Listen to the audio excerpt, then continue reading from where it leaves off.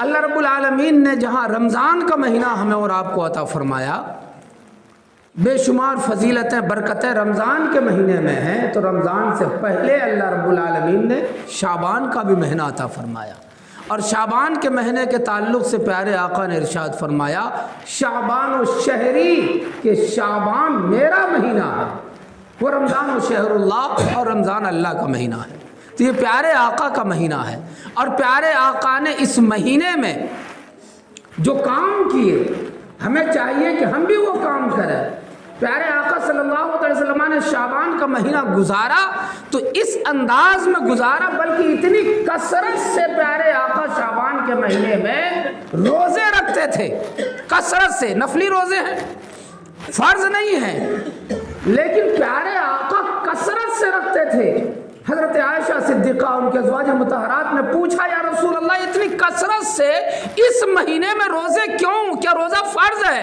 تو پیارے آقا نے فرمایا کہ شعبان کے روزے فرض تو نہیں ہیں، لیکن میں شعبان میں روزے رکھ کر رمضان کے روزوں کی تیاری کر رہا ہوں۔ سبحان اللہ۔ تو معلوم ہوا کہ شعبان کے مہینے میں، اور بزرگوں نے فرمایا کہ اگر کثرت سے کوئی روزہ نہ رکھ پائے، شعبان میں زیادہ نہ رکھ پائے، تو کم از کم 14 اور 15 تاریخ کے روزے شعبان کے ضرور رکھنے چاہیے۔ فرض نہیں ہے، کوئی اگر نہیں بھی رکھے گا گنہگار نہیں ہوگا، لیکن یہ نفلی روزے ہیں، مستحب روزے ہیں۔ بلکہ شاید میں نے کسی موقع پہ بتایا بھی ہے، 14 تاریخ گزرنے کے بعد، یہ 14 تاریخ جو آئے گی شعبان کی، وہ جمعرات ہی میں آئے گی۔ اصل میں ایک جمعہ اور مل جاتا تو شاید اگلے جمعے کے لیے میں چھوڑ دیتا۔ اب جو جمعہ آئے گا وہ شعبان کی 15 تاریخ ہوگی، تو جمعرات میں چونکہ 14 تاریخ ہے، جمعرات کا دن گزرنے کے بعد وہ جو رات آئے گی جسے 15ویں کی رات کہتے ہیں، اس رات میں بندوں کے اعمال رب کی بارگاہ میں پیش کیے جاتے ہیں۔ اچھا، جو ہی مغرب کا ٹائم شروع ہوتا ہے، مغرب کا ٹائم تو 15 تاریخ شروع ہو گئی، تو اگلا سال شروع ہو جاتا ہے۔ یہ جو ہم لوگ لڑتے ہیں آپس میں کہ صاحب وہ جنوری پہلا مہینہ ہے سال کا کہ محرم پہلا مہینہ ہے سال کا، ہم لوگ زمین والے چلو صاحب انگریزی تاریخ نہیں مانیں گے، قمری تاریخ، چاند کی تاریخ، عربی تاریخ، محرم کے مہینے سے سال کی شروعات ہوئی ہے، یہ زمین والوں کا پہلا دن ہوتا ہے سال کا۔ لیکن ذرا فرشتوں سے بھی تو پوچھیں، اور فرشتوں تمہارے سال کا پہلا دن کون سا ہے؟ تو حدیث پاک میں آتا ہے شعبان کی جب 15 تاریخ شروع ہوتی ہے تو اہل سما فرشتوں کا پہلا دن ہوتا ہے، یعنی 14 شعبان تک یہ آخری سال کا آخری دن ہوتا ہے، اور جب سال کا آخری دن ہوتا ہے تو پورے سال کا نام اعمال رب کی بارگاہ میں بھیجا جاتا ہے۔ تو ہمارے بزرگوں نے فرمایا، پیارے آقا نے، بلکہ پیارے آقا نے بھی فرمایا کہ جب ہمارے اعمال رب کی بارگاہ میں پیش کیے جاتے ہوں تو ظاہر سی بات ہے کس وقت پیش کیے جاتے ہوں گے، ذرا اندازہ کریں آپ۔ 14 تاریخ گزر رہی ہے، 14 تاریخ جمعرات کے دن جو آئے گی 14 تاریخ، مغرب کا ٹائم جو ہی ہوگا تو فرشتے رب کی بارگاہ میں ہمارے نام اعمال پیش کر دیں گے۔ تو میں نے کتابوں میں یہاں تک پڑھا، اگرچہ ہمارے یہاں معمول نہیں ہے، آپ کہیں گے یہ نئی نئی بات کہاں سے لے کے آتے ہیں، کتابوں میں پڑھا، بزرگوں نے فرمایا کہ کوشش یہ کرے آدمی کہ 14 تاریخ میں، شعبان کی 14 تاریخ میں عصر کی نماز کوشش کرے کہ جماعت کے ساتھ پڑھے، مسجد میں پڑھے، کیونکہ وہ وقت جا رہا ہے، سال کا آخری لمحہ جا رہا ہے، اور عصر کے بعد مسجد ہی میں بیٹھا رہے اور مغرب تک نماز کا انتظار کرے، تاکہ جو ہمارے اعمال رب کی بارگاہ میں پیش کیے جا رہے ہوں، اور جو آخری جملہ لکھا ہوا ہو کہ سال کے اخیر میں اس بندے نے کیا کیا، تو فرشتے یہ لکھیں کہ مولا جس بندے کا یہ نام اعمال پیش کیا جا رہا ہے، مولا اس نے عصر کی نماز بھی جماعت کے ساتھ پڑھی ہے اور اب بھی وہ نماز کا انتظار کر رہا ہے۔ تو آخری جملہ یہ ہو، پیارے آقا نے فرمایا جب ہمارے اعمال رب کی بارگاہ میں پیش کیے جا رہے ہوں تو اس وقت ہم نماز کا انتظار کریں، یا ہمارا سر سجدے میں ہو، یا آخری کام۔ لیکن ہمارا کام کیا ہوتا ہے؟ ہم پتہ نہیں کہاں کہاں ہوتے ہیں۔ پیارے آقا نے فرمایا جب وہ رات آتی ہے، یہ تو چلو ٹھیک ہے۔ اچھا ایک میں اور بتا دوں، یہ عملیات کی بات بزرگوں نے، حالانکہ حدیث میں نہیں ہے، نہ قرآن میں نہ حدیث میں ہے، لیکن ہمارے بزرگوں نے جو فرمایا ہے کہ جو کوئی 15ویں کی رات میں 14 تاریخ گزرنے کے بعد شعبان کی 15 تاریخ میں بیری کے 7 پتے، جسے ہم لوگ بیر بولتے ہیں، بیر کے 7 پتے پانی میں ڈال کر اسے جوش دے کر مغرب بعد جو نہا لے، 14 تاریخ گزرنے کے بعد 15ویں کی شب میں جو نہا لے، تو رب کی بارگاہ سے امید یہ ہے کہ سال بھر تک وہ جادو ٹونا کے اثر سے محفوظ ہو جائے گا۔ اچھا، یہ جو 7 پتے میں نے بتائے، کوئی کبھی یہ سمجھے کہ چلو صاحب انہوں نے ویسی بتا دیا، تقریباً 7 پتے ہو جائیں، 9 ہو جائیں، 10 ہو جائیں، ایسا نہیں ہے۔ مثال کے طور پر ایک تالا آپ کھولیں گے تو تالے میں جو چابی ہوتی ہے، تو چابی میں اگر ایک دانہ بھی بڑھ جائے تو تالا نہیں کھلے گا، یہ ایک دانہ بھی گھٹ جائے تو تالا نہیں کھلے گا۔ جو جس تالے کی چابی ہے، اس چابی میں جتنے دانے ہونے چاہیے، جتنی نوک ہونی چاہیے، اتنی ہی نوک سے وہ تالا کھلے گا۔ تو اگر یہ فیض کوئی حاصل کرنا چاہے کہ ہمیں 15ویں کی رات میں نہانا ہے، بیر کے پتے ڈال کر پانی کو گرم کر کے ہمیں نہانا ہے، تو وہ 6 پتے نہ ڈالے یا 8 پتے نہ ڈالے، بلکہ گن کے 7 پتے ڈالے، اس لیے کہ بزرگوں نے 7 پتوں کی بات کہی ہے۔ تو جو فیض ہمیں 7 پتوں سے مل سکتا ہے، جس طرح سے تالے کے تانے بانے، چابی کے دندانے زیادہ ہوں تو تالا نہیں کھلے گا، اسی طرح سے اگر پتے 7 سے زیادہ ہوں گے تو پھر یہ فیض حاصل نہیں ہوگا۔ تو 7 پتے ہوں، اور ایسا نہیں ہے کہ چلو ایک بالٹی میں 7 پتے ڈالے اور اسی بالٹی سے باپ نے بھی نہا لیا، بیٹے اب تو بھی اسی پانی سے نہا لے، تب بھی یہ فیض نہیں ملے گا۔ سب کے لیے 7 پتے الگ الگ ہونے چاہیے۔ یہ مستحب کام بتا رہا ہوں، پوری بستی میں یہ آواز پھیل رہی ہے، کہیں یہ نہ سوچے کہ اس رات میں بیری کے 7 پتوں سے نہانا فرض بتایا ہے۔ یہ اچھا کام ہے اگر کوئی نہا لے، اور اس کے بعد رات کو کیا کرے؟ تو پیارے اللہ رب العالمین نے ارشاد فرمایا فیہا یفرق کل امر حکیم، کہ اس رات میں ہر حکمت والا کام بانٹ دیا جاتا ہے، بانٹ دیا جاتا ہے۔ اے موت کے فرشتے، تجھے اتنے لوگوں کی جان نکالنی ہے، معلوم ہوا کہ کس کی موت آئے گی، اس رات میں موت والی فہرست میں نام لکھ دیا جاتا ہے۔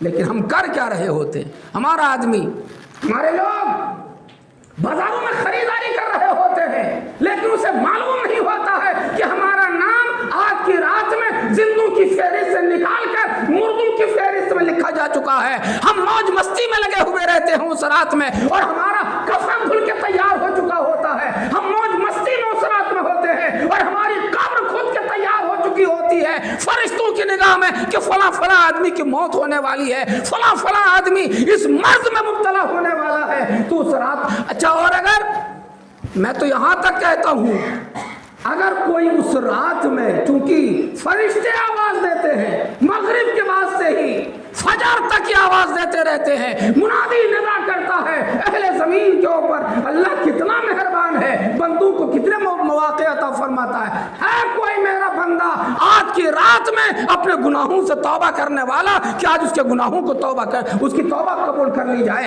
ہے کوئی میرا بندہ روزی مانگنے والا آج کی رات میں کہ اسے روزی میں وسعت دے دی جائے، ہے کوئی میرا بندہ اس رات میں جو گناہوں سے شفا چاہتا، جو اپنی بیماری سے شفا چاہتا ہو، اسے بیماری سے شفا دے دی جائے۔ پیارے آقا فرماتے ہیں کہ اس رات کی دعا رب کی بارگاہ میں مردود نہیں بلکہ مقبول ہو جاتی ہے۔ ایک بندہ اگر دعا کرے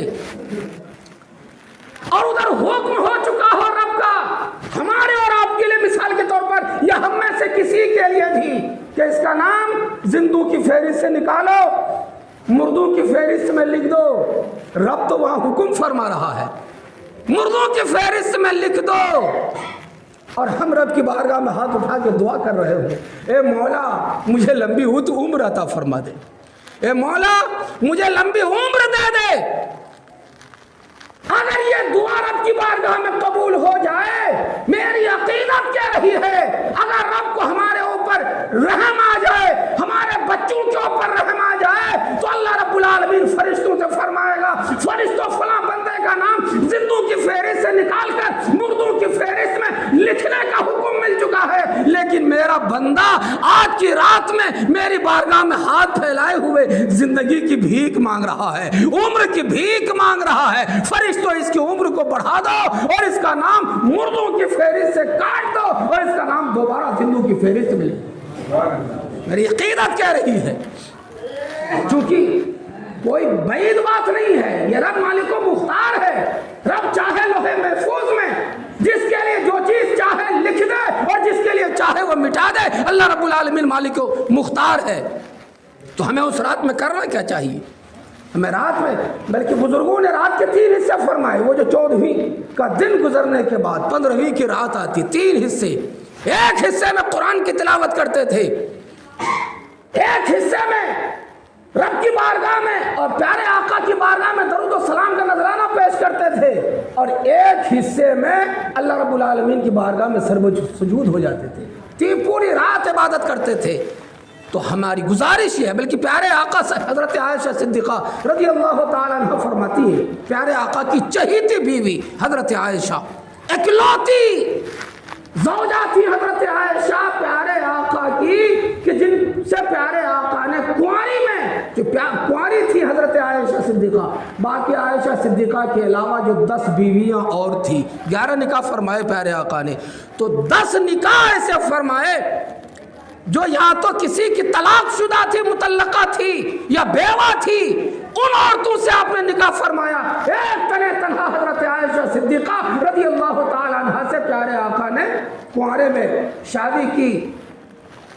اور رب کا حکم بھی ہے، کیا لوگو تم بھی شادیاں کر سکتے ہو، ایک کے بعد دوسری بھی کر سکتے ہو، تیسری بھی کر سکتے ہو، چوتھی بھی کر سکتے ہو، 4 بیویاں رکھنے کی اجازت ہے، لیکن قرآن میں یہ شرط لگا دی گئی ہے، شرط یہ ہے اگر ایک کے علاوہ دوسری بیوی کرو تو شرط یہ ہے کہ انصاف کرنا، نا انصافی نہ ہو، ایک کو زیادہ دیکھا، ایک کو کم دیکھا، رب کی بارگاہ میں اس کا جواب دینا پڑے گا۔ ایک کے ساتھ زیادہ محبت کی، ایک کے ساتھ کم محبت کی۔ یہیں سے میں یہ بھی سمجھتا ہوں کہ اگر ایک باپ اپنی اولاد کے ساتھ نہ فرمائے، حصے برابری اگر نہ کرے تو رب کی بارگاہ میں باپ کو بھی جواب دینا پڑے گا۔ اگر ایک ماں اپنی اولاد کے ساتھ برابری نہ کرے، ماں کو بھی جواب دینا پڑے گا کہ اولاد تمہاری برابر تھی، تم نے ایک کو زیادہ دیکھا، ایک کو کم دیکھا، ایک کو زیادہ دیا، ایک کو کم دیا، تو ماں سے بھی پوچھا جائے گا، باپ سے بھی پوچھا جائے گا۔ پیارے آقا نے فرمایا، کیونکہ پیارے آقا نے 11 نکاح فرمائے، رب کی بارگاہ میں عرض کرتے تھے، پیارے آقا اے مولا میں تو انصاف کرتا ہوں اپنی بیویوں کے درمیان، انصاف کرتا ہوں، نا انصافی نہیں کرتا ہوں۔ ایسا نہیں ہونا چاہیے کہ ایک بیوی کو لا کر کے روزانہ ہم سبزی دے رہے ہیں اور دوسری بیوی کو ہفتے میں 1 دن بھی نہیں دے رہے۔ پیارے آقا نے فرمایا انصاف کرتا ہوں سب کے ساتھ، برابری کا انصاف۔ پیارے آقا نے بلکہ باری متعین فرما دی تھی، آج رات اس بیوی کے پاس رہوں گا، فلاں رات اس بیوی کے پاس رہوں گا۔ یہ انصاف تھا پیارے آقا کا۔ لیکن پیارے آقا نے رب کی بارگاہ میں عرض کیا، مولا میں انصاف تو کرتا ہوں بیویوں کے درمیان، لیکن دل کے اوپر میرا قبضہ نہیں ہے۔ اب غور کریں، انصاف تو کرتا ہوں جہاں انصاف کرنے کی بات، لیکن دل کسی کے اوپر آ جائے۔ ایسا بھی ہو سکتا ہے ایک باپ ہے، اس کے کئی بیٹے ہیں، کسی ایک بیٹے سے زیادہ محبت ہو، ہاں ٹھیک ہے تمہارے دل میں ایک بیٹے سے زیادہ محبت ہے، لیکن محبت ایک سے زیادہ ہونے کا مطلب یہ نہیں ہے کہ سارا مال اسی ایک ہی بیٹے کو دے دیا جائے۔ انصاف کرو، مال دیتے وقت سب کو برابر دو۔ یہ اور بات ہے کہ دل کا رجحان کسی اور طرف ہے۔ پیارے آقا نے فرمایا میں اپنی بیویوں کے درمیان نا انصافی نہیں کرتا ہوں، لیکن اے مولا دل کے اوپر میرا قبضہ نہیں ہے۔ یعنی محبت زیادہ حضرت عائشہ صدیقہ سے تھی، محبت زیادہ عائشہ صدیقہ سے تھی، مگر کسی بیوی کا یہ اعتراض نہیں ہوا آج تک، کسی حدیث میں نہیں آیا ہے کہ فلاں بیوی نے اعتراض کیا ہو کہ پیارے آقا آپ نے حضرت عائشہ کو زیادہ دے دیا، ہم کو کم دے دیا، بلکہ محبت زیادہ تھی۔ لیکن جس دن پیارے آقا کا وصال ہوا، وصال تو وہ باری تھی حضرت ام سلمہ کی۔ ام سلمہ کے گھر میں ٹھہرنا ہے پیارے آقا کو۔ حضرت تمام بیویاں جانتی تھیں کہ پیارے آقا کو زیادہ محبت حضرت عائشہ سے ہے، لیکن ناانصافی کسی کے ساتھ نہیں کرتے ہیں۔ تو حضرت ام سلمہ نے اس رات میں خود ہی عرض کیا، اے پیارے آقا، آپ کی باری ہمارے گھر میں رہنے کی ہے، لیکن آپ کو زیادہ چین، زیادہ سکون، زیادہ آرام حضرت عائشہ کے گھر میں ملے گا۔ اگر آپ کی اجازت ہو تو میں اپنی باری خود ہی حضرت عائشہ کو عطا کر رہی ہوں۔ پیارے آقا حضرت عائشہ کے گھر تشریف لے گئے۔ تو چہیتی بیوی تھی وہ، حضرت عائشہ فرماتی ہیں ایک مرتبہ میں نے دیکھا، میں اٹھی اور میرے خیال سے یہ 14 تاریخ گزرنے کے بعد جو 15ویں تاریخ آئی تھی، وہ رات حضرت عائشہ کی باری تھی ان کے گھر میں ٹھہرنے کی۔ حضرت عائشہ اٹھی رات کے حصے میں، آپ نے دیکھا حضرت عائشہ نے کہ پیارے آقا بستر پہ نہیں ہے، تو حضرت عائشہ اٹھی اور پیارے آقا کو تلاش کرتے کرتے قبرستان پہنچ گئی۔ سبحان اللہ۔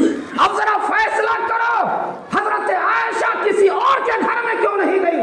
چاہتی حضرت ام سلمہ کے گھر میں جھانک کے دیکھ لیتی، حضرت حفصہ کے گھر میں جھانک کے دیکھ لیتی، لیکن حضرت عائشہ اٹھی اور قبرستان چلی گئی۔ تو حدیث پاک میں آتا ہے پیارے آقا جدھر جاتے تھے پیارے آقا کی خوشبو بتاتی تھی، پیارے آقا کدھر تشریف لے گئے ہیں، خوشبو کے پیچھے پیچھے حضرت عائشہ قبرستان تک پہنچی۔ اس رات میں 15ویں کی رات میں، جس رات میں ہم لوگ پتہ نہیں کیا کیا کرتے ہیں، جس رات میں ہمارے نوجوان میلوں ٹھیلوں میں چلے جاتے ہیں، جس رات میں ہمارے نوجوان موٹر سائیکل لیتے ہیں، شاپنگ کرنے کے لیے بازاروں میں گھومنے لگ جاتے ہیں، لیکن پیارے آقا نے اس رات میں کیا کیا؟ حضرت عائشہ کا بیان ہے، وہ فرماتی ہے میں نے دیکھا پیارے آقا قبرستان میں قبرستان والوں کے لیے دعائے مغفرت کے لیے ہاتھ اٹھائے ہوئے ہیں۔ سبحان اللہ۔ اے مولا ہمارے مرحومین کو معاف فرما دے۔ معلوم ہوا کہ پیارے آقا اس رات میں قبرستان گئے۔ ہم لوگ بھی جاتے ہیں، ہم لوگ تو بڑے خوش نصیب ہیں کہ اس رات میں ہم وہ کام کرتے ہیں جو کام حضرت پیارے آقا صلی اللہ علیہ وسلم نے کیا ہے۔